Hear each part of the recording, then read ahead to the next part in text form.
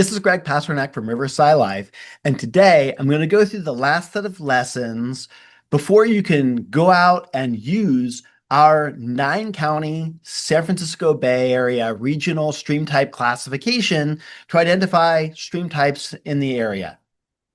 These are the lessons to aid users to determine stream types in the San Francisco Bay Area. And as always with this series of presentations, I'm going to acknowledge Dr. Jihao Wang, who has been lead analyst in helping me to develop the stream classification.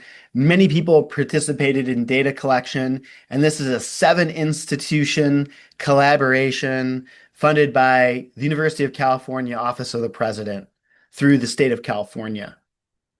The last set of lessons have to do with riverbed sediment and landforms. What's so nice about this classification is it cleanly distinguishes between riverbeds that are dominated by fine sediment or coarse sediment. When we say fine sediment, we mean the sizes known as clay, silt, and sand. These are the particles that are less than 2 millimeters in diameter. When we talk about coarse material, it's then anything larger than 2 millimeters, starting with gravel, going up to cobble, and then up to boulder. And here are some photos that are contrasting two typical fine sediment contexts, like a low slope, perennially inundated canal, which is typically bedded in mud. And typically, if you see emergent wetland plants, then you're going to have mud under that, or sand. You see in the lower photo. On the right, we have examples of a gravel cobble dominated river, a lot of cobble there. And then in the bottom right, we have a boulder strewn river, which probably has gravel and cobble in its riverbed. It's relatively straightforward to distinguish these, but there are some nuances to have in mind. One of the things you're going to see is that when you're on a steep hill slope, and if you've watched some of my controversial Where Do Channels Begin videos, not the one with skiing that is the most watched and controversial, I guess, but the other ones where we look at some of these hill slope settings. Typically on a hill slope, you're going to see things like you see here, where you've got boulders exposed, maybe some gravel and cobble, and then you also have colluvium. So colluvium is soils from the hill slope that has sort of like rolled and tumbled and kind of creeped and made its way into that channel. Hill slope is sort of like melting like warm ice cream and kind of making its way down.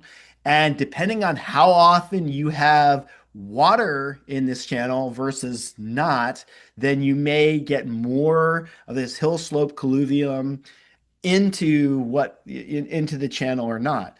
You can see in the photo on the right that we have a lot of grasses that are all through the channel. At the same time, it's definitively a channel because if you look down, you'll see signs of water flow. And I'm pretty sure I have a video on the Riverside Life channel where I went into the Berkeley Hills and showed some of these, headwater in the hill slope kind of settings. In this case, one of the things that can be challenging is not deciding whether you're in a channel, it's deciding whether you're actually in a water-based channel or you're in a landslide scar. Many times landslides will occur in what we call the hollow of the hillside, and then they will then ream out or flush out a lot of material, leaving behind just like a rocky bare surface. Again, I have videos in the Riverside Life channel before I started touring California rivers that talk about what is a hollow, what is a nose on a hill slope. We looked at Minecraft, a whole bunch of fun stuff. So check those out if you don't know what I'm talking about. You might have to decide, am I actually in a channel or am I just in a landslide scar? But in any case, if you see that there are boulders, gravel, cobble present that look like they've been washed clean, maybe if you're there in the spring, you'll see the grasses have been pushed over. There can be indicators of water flow if there isn't actually water there on the day you're there. In any case, in this steep hill slope setting, you're looking for the presence of soil and boulders, and you're typically also going to have a very high slope, like 10% or greater even. In the other context that we see, this is the N2 channel type. You're also in a beginning of a channel, like, where do channels begin setting, but you're not at a high elevation in a steep setting. You're on a low elevation or on some sort of like meadow or plateau. And you have a channel that has a relatively small catchment area and the hills around it, if they're there at all, and then right into this channel. And so you will often see poorly defined banks. This color photo on the left is hard to see, but both of these are like drone image is looking down on a ground. These actually happen to be Google Earth, not drone, but it's that idea of plan view or looking down from the sky. And what you can see in the photo on the left is it's pretty much just grassy, and then you can just barely see a channel that's going through the middle. But, probably this has been grazed and there's no differentiation as far as like, grazing or land management between the presence of a channel or not. You can just see that it's greener where the channel is and it's browner away from the channel. Having poorly defined banks is a good indicator of that N2 type. Whereas if you continue farther down the system until you're accumulating enough flow to scour a channel with a more typical U-shaped channel with well-defined banks, then you're going to see something like what's on the right. Typically, if you have poorly defined banks, you're also going to have fine sediment. That's the common association in the Bay Area because these are headwater, low slope streams that don't have a lot of energy.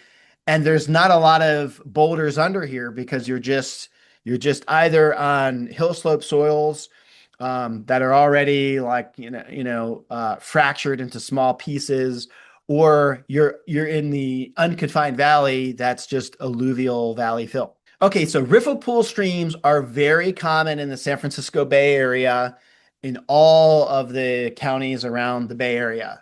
And they are typically dominated with gravel size sediment, but they may also have cobbles in them. Sometimes you'll have more cobble size as the framework with gravel in between as the matrix. Other times will be the opposite. You'll have like, predominantly gravel, and then like, your cobbles are sort of like your raisins in the oatmeal, so to speak. Or similarly, like in the lower right, the boulders, maybe your raisins in the oatmeal, so to speak. But typically, when you have these gravel and cobble systems, we often see them then create bed undulations and possibly with undulations. And all of that is sort of working together. But you can also have just plain bed riffle pool streams, or if you're in an artificial setting with coarse sediment, they may have been, artificially graded by machinery to be a plain bed.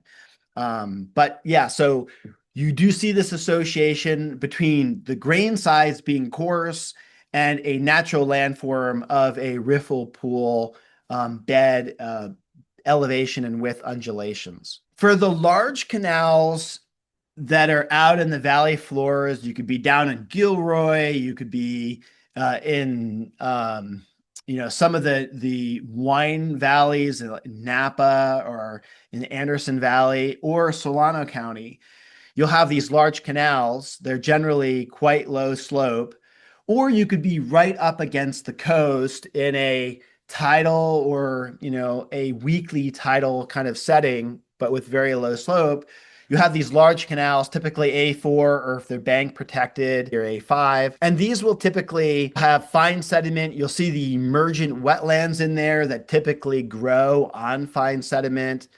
However, like in the lower image here, there is an emergent feature that does have gravel in it. And so you can have some coarse sediment present. Now, fine sediment is really weird. There's been a lot of research about what happens when you start with a coarse bed and you start adding incrementally, you just start spraying in some fine sediment.